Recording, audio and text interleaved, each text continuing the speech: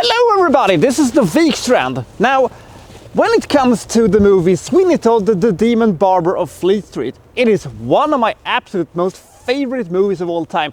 It is the greatest musical of all time. There is no if, buts or coconut. It is one of the greatest movies that Tim Burton has ever done.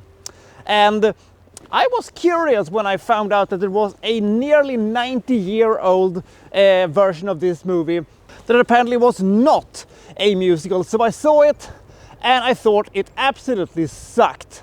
Not everything, but almost everything. Let's find out why, shall we? This is The Demon Barber of Fleet Street.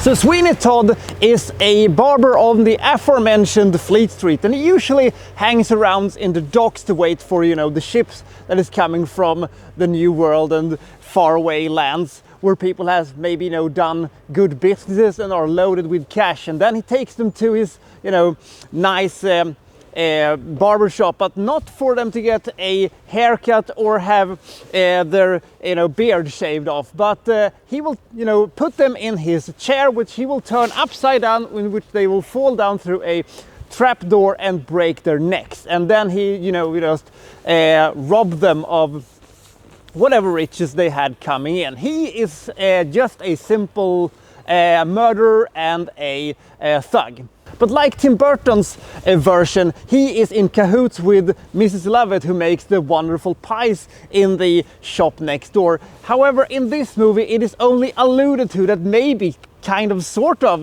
that the content of the pie is, his victims or whatever. It is not, something that they brag about or even sing about, but that is at least, something that they allude to. They just don't do it that much.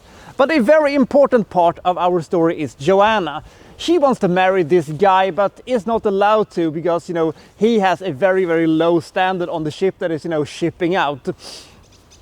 Her father is in the shipping industry and has some business together with Sweeney Todd. Sweeney Todd has also been eyeballing Joanna as of lately. Maybe he's going to try to marry her. So it is a story that is kind of similar, but on the other hand not very similar to Tim Burton's fantastic movie. There is not a single thing in this movie that is better than Tim Burton's version.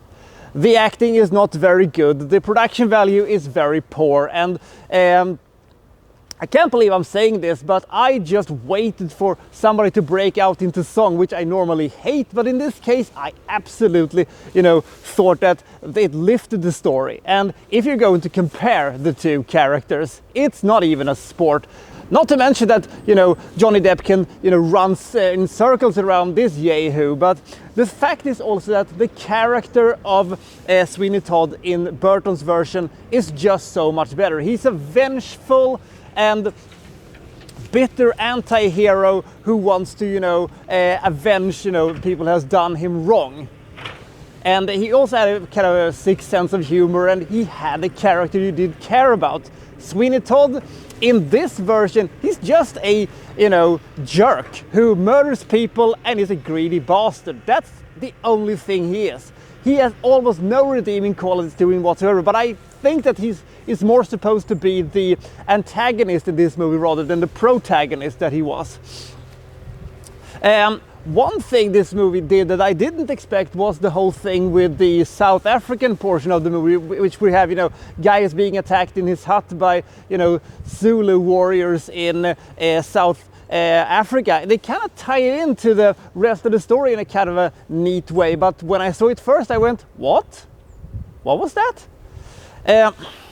So this movie is also very, very slow and incredibly boring, and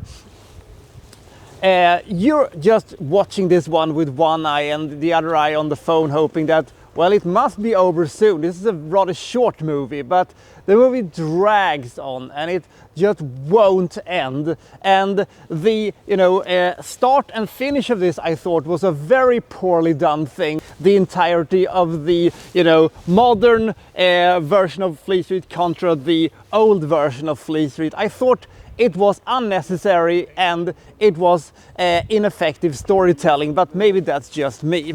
So has Father Time done a number on this movie? Has this movie aged severely? Yes, it has. And I don't think that I would have liked this movie even if the Burton version wouldn't have existed, because then I would have just said that, well, this is boring and the characters are unlikable and I don't really care what's going to happen to any of them. But considering that I saw the 2007 version before I saw this movie, and I've seen this on multiple occasions, it didn't help this movie.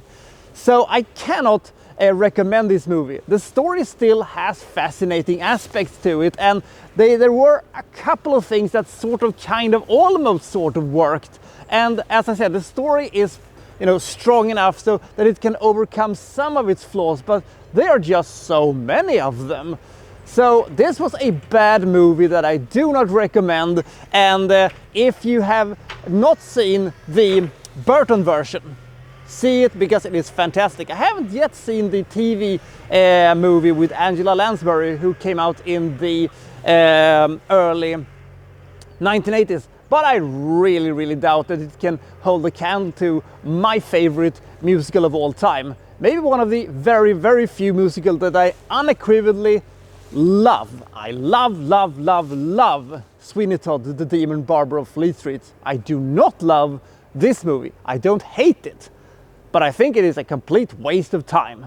It might be unfair to give this movie the rating of 14, but I'm going to do it anyway, because this is a poorly done movie that has aged severely, with a story that has been done in other movies in a much better way.